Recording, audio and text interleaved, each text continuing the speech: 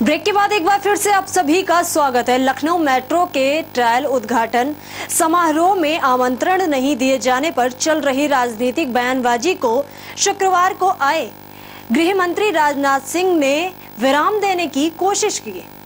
गृह मंत्री राजनाथ सिंह ने कहा कि विकास कार्यों पर कोई विवाद या राजनीति नहीं होना चाहिए। कौन उद्घाटन करता है, कौन लोकार्पण करता है, कौन आता है और कौन नहीं आता है, इसे मुद्दा नहीं बनाना चाहिए। विकास कोई भी करे, ताली बजाकर सराहना करनी चाहिए। गोमती नगर स्टेशन के लोकार्पण समारोह के दौरान गृह मंत्री ने कहा कि लखनऊ मेट्रो में भारत सरकार का भी पूरा सहयोग है। भारत सरकार गारंटर है। दोनों सरकारों के सहयोग से ही लखनऊ को मेट्रो की सौगात मिली है, इसलिए विवादों पर विराम लगाना चाहिए। वहीं नोटबंदी पर गृह मंत्री ने कहा कि यह काले धन के खिलाफ सरकार की खुली जंग है। फर्जी नोटों को काला धन से आतंकवादी, उग्रवादी और माओवादियों को बड़ी ताकत मिलती है। सरकार के नोटबंदी के फैसले से उनकी कमर टूट गई है। मनी सप्लाई के स्रोत जल्दी सूख जाएंगे। यह ऐतिहासिक फैसला है।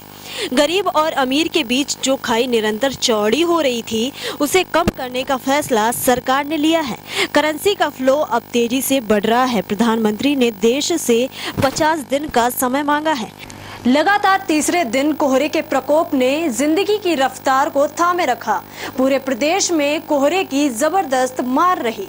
दृश्यता कम होने की वजह से दर्जनों स्थानों पर वाहनों की भिड़ंत में 20 लोग काल के गाल में समा गए, जबकि 200 से ज्यादा लोग घायल हुए। इनमें कई की हालत गंभीर बनी हुई है। कोहरे के साथ ठंड ने भी अपने तेवर दिखाते हुए कपकपी बढ़ा दी है।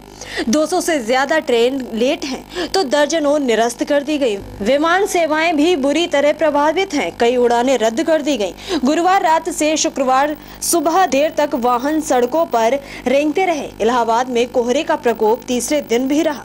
सुबह से ही शीतलहर जैसी रही। प्रतापगढ़ जिले में घने कोहरे के साथ गलन व ठंड काफी बढ़ गई है। लालगंज कोतवाली क्षेत्र के कलापुर गांव निवासी छेदीलाल गुप्ता की ठंड से मौत हो गई। कौशाम्बी में भी 3 दिन से कोहरे के साथ हवा ने गलन बढ़ा दी। राजधानी के आसपास जिलों में शुक्रवार को दिन भर धुंध रही।